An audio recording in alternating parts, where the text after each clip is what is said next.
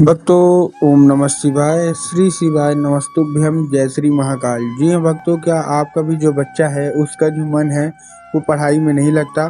आप लोग बहुत ज़्यादा परेशान हैं उसकी पढ़ाई के लिए कि हमारा जो बच्चा है वो पढ़े, लेकिन फिर भी आपका जो बच्चा है उसका जो मन पढ़ाई में बिल्कुल भी नहीं लगता। आप लोग बहुत ज़्यादा परेशान रहते हो कि आखिर हमारे बच्चे का जो मन है ना वो पढ़ाई में क्यों नहीं लगता। जब भी आप उसको पढ़ाने के लिए बैठाते हो तो वो इधर उधर के कामों में लग जाता है, लेकिन पढ़ता बिल्कुल भी नहीं है। तो ऐसे में कौन सा उपाय करें ताकि आपका जो बच्चा है वो पढ़े? आज की इस वीडियो के माध्यम से हम आपको बताने वाले हैं कि आपको करना क्या है। पूरा का पूरा आपको उपाय ध्यान से सुनना है, अच्छे से करना है। अगर आपने आज का ये उपाय ध्यान से सुन के अच्छे से कर लिया, अवश्य रूप से आपकी मनोकामना पूरी होगी ही होगी। आपका जो भी बच्चा है जिसका मन पढ़ाई में बिल्कुल भी नहीं लगता, अवश्य रूप से उसका जो मन है ना वो पढ़ाई की ओर लगेगा ही लगेगा। क्या करना है, कैसे करना है, पूरा आपको मैं बताने वाला हूँ। अच्छे से वो करिएगा, अच्छे से काम करिएगा। देखिए, आप अगर अपने बच्चे के लिए बहुत ज़्यादा परेशान है ना कि आपका बच्चा पढ़ता नहीं है, जब भी आप उसको पढ़ाने के लिए बैठाते हो बिल्कुल भाग जाता है, आपने बहुत कुछ उसके लिए फ़ीस दे रखी है, बहुत कुछ आपने कर रखा है, लेकिन फिर भी नहीं वो पढ़ रहा, उसका मन पढ़ाई में नहीं लगता। कोई बात नहीं, आज का उपाय ध्यान से सुन के अच्छे से अवश्य रूप से कर लीजिए। देखिए, पूज्य गुरुदेव की जो कथा होती है ना, जैसे कि आपको क्या होता है, पूज्य गुरुदेव की कथा में लाखों की भीड़ आती है, आप सबको भी पता है, ठीक? तो अभी गुरुदेव की कथा चल रही थी, ऐसे आज से 4-5 महीना पहले की बात है। गुरुदेव की कथा चल रही थी और गुरुदेव की कथा में लाखों की भीड़ आई। जब गुरुदेव की कथा में लाखों की भीड़ आई तो वहाँ ज़्यादातर जो भक्त थे ना, उन्होंने क्या किया, पत्र के द्वारा अपनी मनोकामना गुरुदेव की कथा में पहुंचाई। जब गुरुदेव की कथा में लाखों की भीड़ आई तो उन्होंने क्या किया, पत्र के द्वारा अपनी मनोकामना गुरुदेव तक पहुंचाया।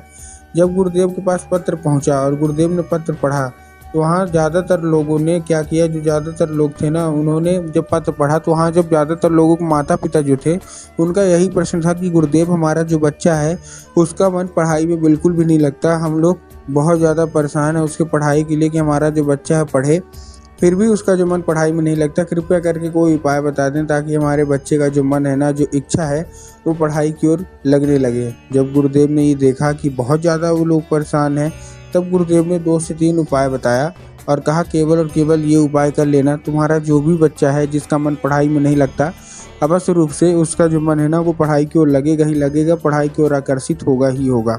जब गुरुदेव ने उपाय बताया तो लोगों ने जा जाके इस उपाय को घर में करना शुरू कर दिया। अब जैसे ही लोगों ने जाके इस उपाय को घर में करना शुरू कर दिया, वही लोग गुरुदेव की कथा में 1 से 1.5 महीने के बाद वापस आए। अब जब वही लोग गुरुदेव की कथा में वापस आए तो उन्होंने फिर से एक बार गुरुदेव को पत्र लिखा, लेकिन आप इस बार जान के हैरान हो जाओगे कि ये वाला जो पत्र था ना, ये गुरुदेव को धन्यवाद के रूप में पत्र था कि गुरुदेव धन्य हो आपका, आपके द्वारा बताया गया उपाय हमने कर लिया है। हमारी सारी की सारी जो इच्छा थी, सारी की सारी जो मनोकामना थी ना, वो पूरी हो गई है। हमारा जो बच्चा था जिसका मन पढ़ाई में नहीं लगता था, अब वो अपने आप पढ़ाई करने लगा है, बिना कुछ बोले, बिना कुछ कहे अपने आप पढ़ाई करने लगा है। आपका कोटि कोटि धन्यवाद। तो देखिए, जो लोग भी मेरी आवाज़ सुन रहे हैं ना, अगर आपको भी जानना है कि आखिर ऐसा कौन सा उपाय है जिसको करने मात्र से जो लोग होते हैं, ठीक, उनकी मनोकामना अवश्य रूप से पूरी होती है, उनके बच्चे अपने आप पढ़ने लगते हैं, तो चलिए हम बताते हैं आपको आज की इस वीडियो के माध्यम से कि आपको करना क्या है। तो बस उपाय ध्यान से सुनिएगा, अच्छे से करिएगा कि आपको करना क्या है। लेकिन उससे पहले चैनल पे अगर पहली बार आए हैं और आवाज़ मेरी पहली बार सुन रहे हैं तो वीडियो कर दें लाइक और चैनल को भी कर लें सब्सक्राइब, ताकि पूजनीय पंडित प्रदीप जी मिश्रा के रोज़ नए नए उपाय जो कि मैं उनकी कथा से सुनता हूँ, श्रवण करता हूँ, सबसे पहले मैं आपको प्राप्त करा सकूँ, ठीक? तो देखिए, जो हमारा सबसे पहला उपाय है वो 3 काली तिल और 1 धतूरे का उपाय है। अब 3 काली तिल और 1 धतूरे का उपाय में आपको करना क्या है, इस उपाय में देखिए ध्यान से सुनिएगा। इस उपाय में आपको 3 काली तिल चाहिए और 1 धतूरा चाहिए। अब देखिए, काली तिल और काली मिर्च में बहुत सारे लोग परेशान होते हैं कि काली तिल क्या होती है, काली मिर्च क्या होती है। तब गुरुदेव ने साफ साफ बताया है कि आपको क्या लेना है, आपको लेना है काली तिल और 1 धतूरा, ठीक, ले लिया। उसके साथ साथ आपको क्या चाहिए, पहुंच जाना है सीधा सीधा शिव मंदिर। अपने बच्चे से ये उपाय कराइएगा, ठीक? शिव मंदिर पहुंच गए, शिव मंदिर पहुंचने के बाद दक्षिण दिशा में खड़े हो जाइए और उत्तर की ओर अपना चेहरा कर लीजिए। अब देखिए, दक्षिण और उत्तर में बहुत सारे लोग कंफ्यूज होते हैं कि दक्षिण क्या है, उत्तर क्या है, हमको थोड़ा साफ साफ बताइए। तब गुरुदेव ने साफ साफ बताया है कि आप जिस भी शिव मंदिर जा रहे हैं ना, उस शिव मंदिर की जिधर साइड जलाधारी हो, आपको अपना चेहरा उधर साइड करके खड़े हो जाना है, ठीक? खड़े हो गए, खड़े होने के बाद आपको एक नाम लेके, कौन सा, महादेव का बहुत ही सुंदर सा नाम है श्रम्भेश्वर महादेव। तो बस आपको करना क्या है, आपको श्रम्भेश्वर महादेव का नाम लेके उन्हीं का स्मरण करके आपको चुपचाप क्या कर देना है, आपको अर्पित कर देना है बस। पूज्य गुरुदेव कहते हैं कि अगर आपने श्रम्भेश्वर महादेव का ये उपाय कर लिया ना, तो अवश्य रूप से आपकी मनोकामना पूरी होगी ही होगी। ठीक, ये था हमारा पहला उपाय। ठीक, अब हम चलते हैं अपने दूसरे उपाय की ओर। अब देखिए दूसरे उपाय में आपको करना क्या है, आपको एक लाल फूल लेना है। क्या लेना है, केवल और केवल आपको एक लाल फूल लेना है। ठीक, लाल फूल आपने ले लिया। अब लाल फूल आप कोई सा भी ले सकते हैं, गुलाब का ले लीजिए, गुड़हल का ले लीजिए, जो भी आपको पसंद आए आप ले लीजिए। बस फूल कहीं से भी कटा फटा या खंडित नहीं होना चाहिए। ठीक, ले लिया। लेने के बाद आपको करना क्या है, लेने के बाद आपको सबसे पहले आपको अपने घर में माता सरस्वती की फ़ोटो होना अति अनिवार्य है। अगर आपके घर में माता सरस्वती की फ़ोटो है तब तो ठीक है, लेकिन अगर आपके घर में माता सरस्वती की फ़ोटो नहीं है तो आपको बाज़ार जाना है, माता सरस्वती की फ़ोटो लाना और अपने घर में उनको स्थान देना है। ठीक, दे दिया।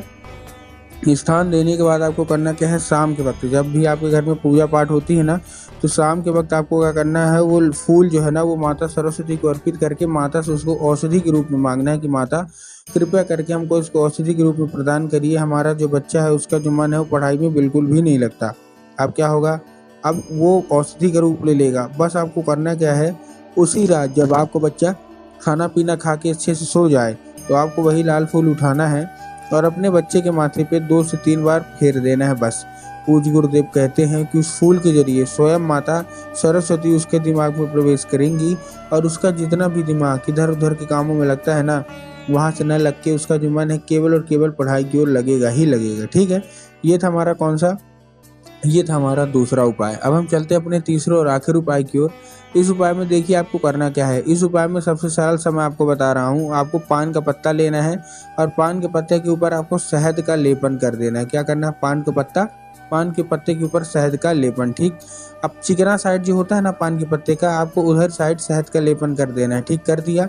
करने के बाद आपको करना क्या है, जैसे आपने किया, करने के बाद आपको पहुंच जाना, अपने बच्चे को हाथ में देके भेज दीजिए उसको सीधा सीधा शिव मंदिर पहुंच गया।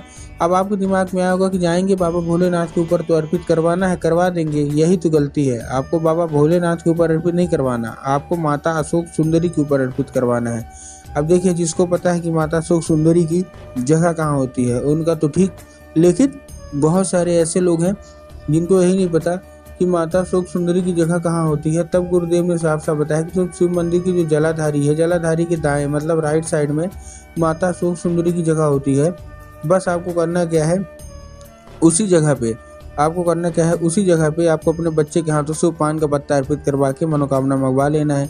पूज्य गुरुदेव कहते हैं कि अगर आपने 1 से 1.5 महीने ये उपाय करवा लिया, अवश्य रूप से आपको बच्चा पढ़ेगा ही पढ़ेगा।